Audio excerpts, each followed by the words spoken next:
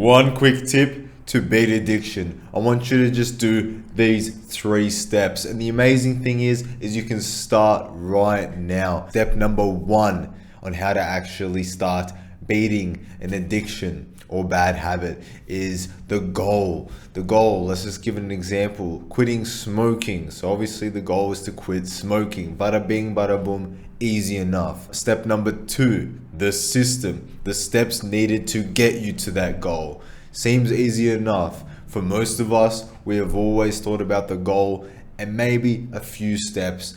But our mistake, and my mistake as well, until I learned about these steps, is that we hyperfixate on the goal and just think magically it's all gonna fall into place and we're just gonna achieve that goal. The stars are gonna align and we're just gonna get there somehow. Even though we might think of the steps to quit smoking, whether it's reducing the amount of cigarettes, wearing those patches, and we always fixate on the goal and just magically think it's just gonna work out. I've made that mistake as well. But the most important step is the 3rd step, the identity change. Because if I was addicted to smoking would be part of my identity. I'd be a smoker.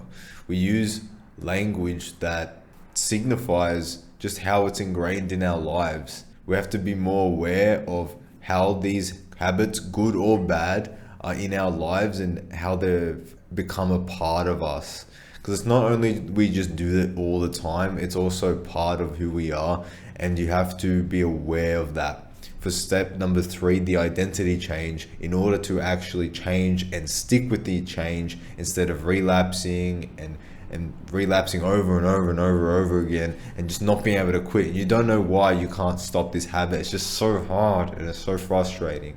But it's because it's part of your identity, and you can't change something if it's part of who you are.